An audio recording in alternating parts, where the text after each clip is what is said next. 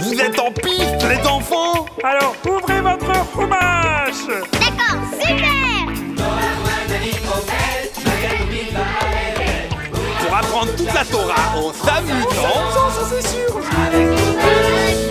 Oui, je suis partant. Bonjour les enfants, bonjour Doudours. Bonjour Michael, comment vas-tu? Je vais très bien, je suis trop content de commencer cette toute nouvelle saison, 3e saison pour nos aventures autour de la Torah et du Chumash.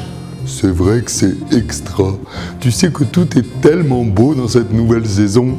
Merci beaucoup mon cher Doudours. Et puis les enfants ont l'air vraiment d'apprécier beaucoup toutes les nouvelles rubriques et les nouvelles choses. C'est absolument génial. Et cette semaine, on va découvrir avec vous qui nous regardez la paracha de Noach avec toutes ces merveilles d'enseignement. Bien Michael, j'ai hâte de voir tout ça. Alors, tu me permets d'annoncer? Bien sûr mon cher Doudours, on y va et puis comme ça on va pouvoir aussi rattraper les parachiotes que vous attendez les enfants pour que vous puissiez en profiter quand il faut et au moment où il le faut. Bon, eh bien alors, maintenant chers enfants, en avant pour votre toute nouvelle rubrique Magadlou. Magadou, comme le monde est grand. Magadou, c'est impressionnant. Le contempler fait de nous les témoins à chaque rendez-vous de la grandeur du Créateur. Magadou, comme le monde est. Bonjour mon cher Ethan. Bonjour, professeur McDaniels. Mais comment allez-vous? Je vais très bien. Alors cette semaine, comme tu l'as bien compris, nous allons nous intéresser au 3e jour de la création, lorsque Hachem a fait tout le monde végétal. Oh, mais c'est absolument merveilleux. Tout à fait. Regarde le passage. Vatotse haaretz deshe esev mazri azera lemineu ve'etzo seperi lemino. Mais qu'est-ce que ça veut dire, professeur? Eh bien, ça veut dire que la terre assez couverte de verdure. Toutes les choses vertes, les herbes, les plantes, les arbres, etc. Oh, mais c'est vraiment incroyable ça. Est-ce que tu sais, mon cher Ethan, qu'est-ce qu'il y a à l'intérieur d'un fruit? Ah bah bien sûr, il y a un noyau. Exactement, c'est délicieux. Mais à quoi sert ce noyau? Il est parfois très gênant, il n'est pas bon, et on peut à chaque fois se casser les dents si on ne fait pas attention. Mais c'est vrai ça, professeur. Vous avez raison, à quoi ça sert le noyau? Eh bien, peut-être que l'un de tes amis pourrait nous montrer un petit peu ce que je t'ai expliqué. Oh, mais c'est une très bonne idée. Je vais voir s'il est en place. Allô? Ponky, tu m'entends? Pouf, pouf, pouf. Bonjour Ethan, pouf, pouf. Comment vas-tu? Pouf. Nous sommes bien en place et on est prêt pour être ton envoyé pour vous faire découvrir pouf, pouf, pouf, toutes les expériences extraordinaires du professeur McDaniels. Pouf, pouf, pouf, pouf, pouf. Ce fruit a l'air délicieux, je vais le manger.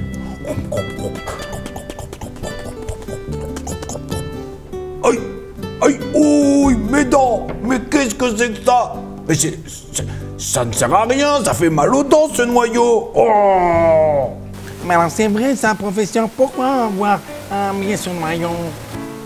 Eh bien, mon cher Ethan, le noyau, c'est le berceau du jeune arbre. Ça veut dire qu'un noyau, ça contient tout ce qu'il faut pour qu'un nouvel arbre se mette à pousser avec des fruits merveilleux. Je comprends, mais alors pourquoi avoir mis ce merveilleux noyau à l'intérieur du fruit? Eh bien, regarde, tu vas comprendre. J'ai très faim.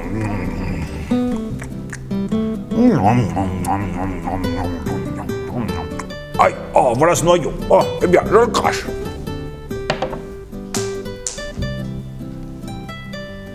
Vous avez vu les enfants? Ce fruit a attiré l'animal qui l'a avalé. Mais comme il y avait le noyau à l'intérieur, il s'est déplacé et l'a recraché, permettant ainsi au noyau d'être planté bouf bouf bouf ailleurs et de donner un nouvel arbre. Mais c'est extraordinaire, bouf bouf bouf bouf. Alors, Ethan, tu as compris? Ah oui, professeur, c'est complètement incroyable. Comme le noyau est dur, alors l'animal le recrache plus loin de l'arbre où il l'a mangé. Exactement. Et ainsi, le nouvel arbre ne sera pas étouffé par celui d'où il vient. Mais c'est complètement incroyable, comme c'est beau le monde. Oh là là, professeur, c'est extra. Je suis d'accord avec toi, mon cher Ethan. Mais tu sais qu'il y a un fruit incroyable qui ne respecte pas bien ce que nous venons d'expliquer. Il s'agit du piment.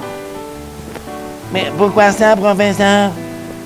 Eh bien, le piment, il est extrêmement piquant et aucun animal ne veut le manger. Il s'étouffe. Ce fruit aussi a l'air délicieux. Goûtons voir. Ah ouh, ça brûle, ça brûle. Mais je ne peux pas manger ça, je ne peux pas manger ça. Mais regardez comme la nature est incroyable, les enfants. Parce que, qu'est-ce qui se passe?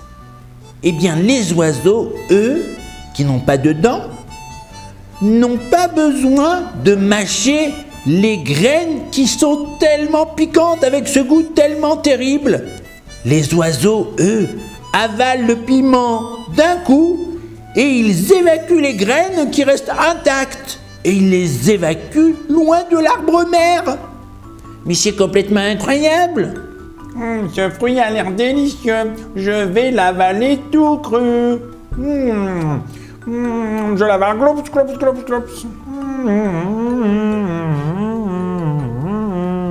Moi, je ne mâche pas les graines. Je les recrache telles quelles. Hop, hop, hop, hop, hop, hop. Je comprends pourquoi est-ce que le monde est incroyable quand on sait le regarder de près. Voilà, Ethan, je te repasse la parole. Alors, Ethan, peux-tu maintenant témoigner Magadlo Ma'asecha Hashem? Ah oui, professeur, vraiment c'est incroyable comme les choses sont bien faites. Très bien. Eh bien, alors je te donne rendez-vous la semaine prochaine pour découvrir une aventure incroyable qui s'appelle la pieuvre, le coquillage ou le petit terlet. Ah, merci beaucoup, professeur. Au revoir les enfants et à la semaine prochaine. Eh ben dis donc, quel talent ce professeur McDaniels! Extraordinaire! Oh oui, Michael, j'ai vraiment appris beaucoup de choses, c'était super. Bon, super. Allez, maintenant, je crois que Boubache a très envie de nous présenter quelque chose d'extraordinaire avec notre chère école d'Otsara Torah pour cette semaine. C'est un interview incroyable. Je ne peux pas vous en dire plus sur la paracha de Noach. Alors, les enfants, en avant!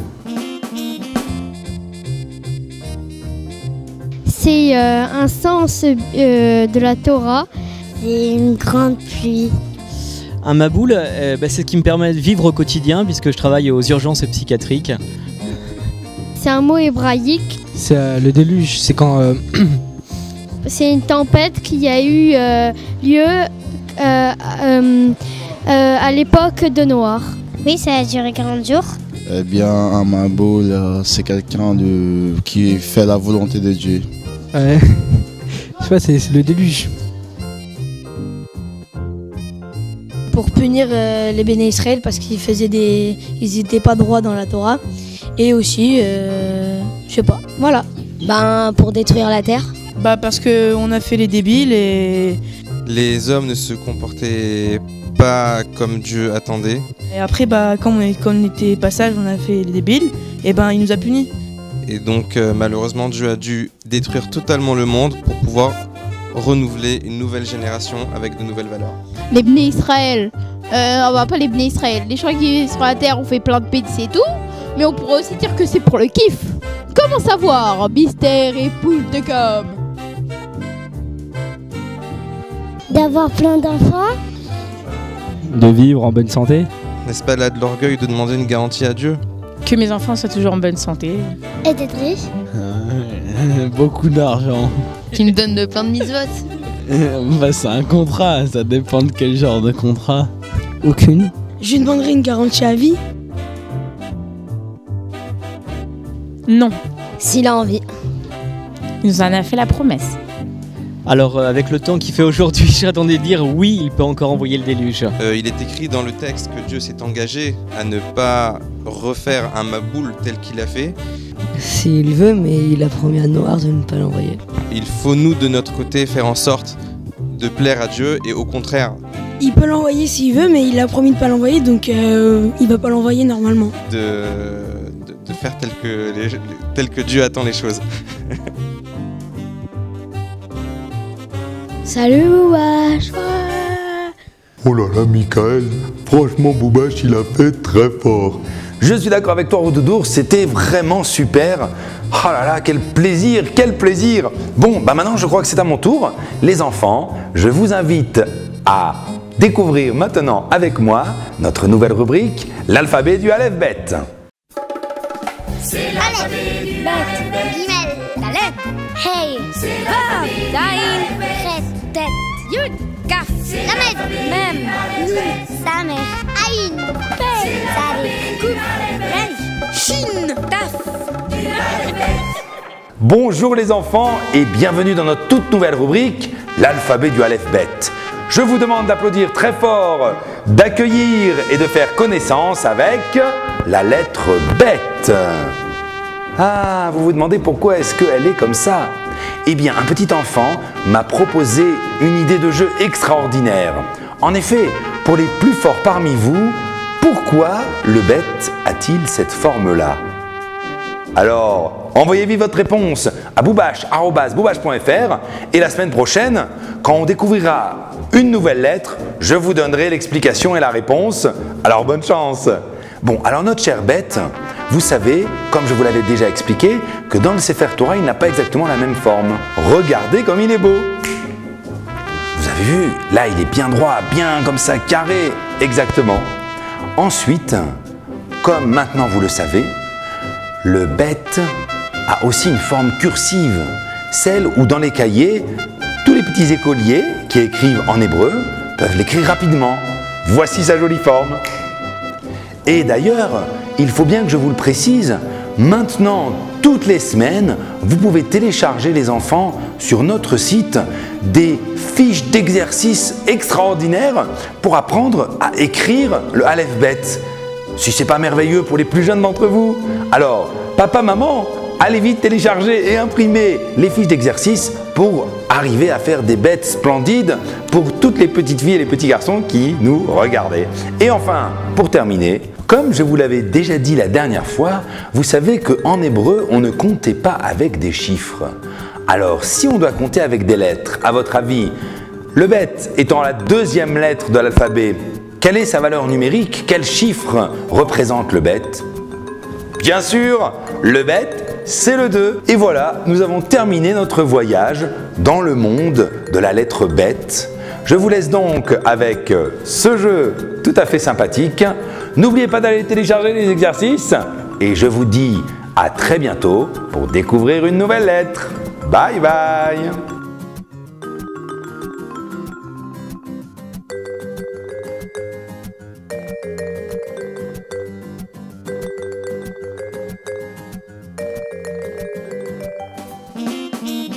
Et bienvenue maintenant dans le coin des enfants, un endroit que vous aimez particulièrement. Vous allez voir tout de suite avec les lettres qu'on a reçues. Oh, ça c'est bien, Michael, je suis tout oui. Oh, mais elle est jolie cette expression, Rododours. Qu'est-ce que ça veut dire, je suis tout oui? Eh bien, j'ai appris ça la semaine dernière, c'est très sympa. En ancien français, les oreilles, ça se dit une ouïe. Et donc être tout oui, c'est être toute oreille. Oh, extra! Bon, eh bien, ouvre grand tes oreilles en effet et regarde cette première lettre qui nous vient d'une petite fille qui s'appelle Redva. Cher Boubache, je te dis, je t'ai envoyé un dessin pour la paracha de Lech Lecha. Regardez ce dessin! Splendide! Tu pourrais le mettre dans le coin où on regarde les dessins de la paracha et on nous appelle. Redva, je t'appelle, c'est ton dessin, il est génial. Je te regarde tous les Erev Shabbat sur le iPad de mon papa. Je voudrais bien voir la surprise que vous préparez dans la nouvelle saison. Signé Redva. Redva, merci pour cette lettre et pour ton dessin. J'espère que les surprises comme Magadlou et toutes les choses te plaisent beaucoup. Et sinon, continue à nous écrire, à nous envoyer des beaux dessins. Et à très bientôt. Oh là là, Michael, elle est mignonne cette Redva. Je suis d'accord avec toi, Roux d'ours. Ensuite, nous avons une autre lettre très sympathique et cette fois, c'est toi, mon cher Roux d'ours, qui va nous la lire. Avec plaisir, Michael. Allez, je te la donne. Voilà, je te la mets comme ça. En avant. Cher Michael Boubache et tous les Boubachim, à chaque fois qu'on vous écrit, c'est la même chose. On adore vos émissions, ou bien on espère que vous allez jamais vous arrêter. On a vu la première fois pour la paracha de Shoftim, parce qu'il y avait nos cousins, les Nemni de la Martinique. Michael, c'est incroyable ça. Dans l'émission, et on a adoré. On a vu votre sioum, il était hyper bien fait. Merci, vous êtes trop mignon. On aurait voulu être sur place. À chaque Shir Memory ou Qui suis-je, on travaille nos méninges pour trouver la réponse. C'est très dur de trouver la bonne réponse. Ce qu'on aime le plus dans vos émissions, c'est le coin des enfants. La dernière fois qu'on vous a écrit, on a rigolé parce que vous vous êtes trompé dans nos prénoms. Signé, et cette fois-ci, on va essayer de ne pas se tromper, Chaya, Shaina, Chana, Menachem et Shneor. Eh ben dis donc, Roux d'ours, quelle lettre extraordinaire! Les enfants, merci beaucoup. Vous voyez, tous ceux qui nous regardent, c'est ça le coin des enfants. C'est le moment où vous nous envoyez des lettres, des dessins, des blagues, toutes sortes de choses et où on profite pour échanger.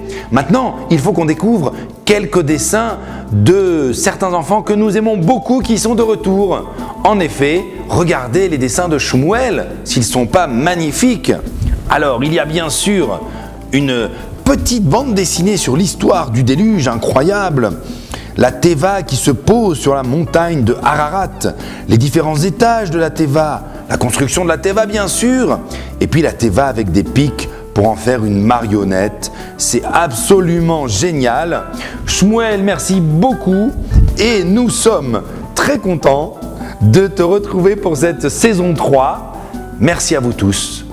Bon, bah Michael, on voudrait encore et encore, mais on est malheureusement à la fin. Exactement, mais c'est pas grave Roux d'ours parce qu'on se retrouve très très vite pour découvrir la paracha de Lech Lecha et puis bien sûr toutes les autres parachiotes pour qu'on ait retrouvé le rythme de la paracha de la semaine. Exactement. Bon, et bien mon cher Roux d'ours, je te salue et je te souhaite une semaine et un Shabbat merveilleux et on se dit ciao bye bye les traotes. Merci les enfants de votre fidélité. Au revoir.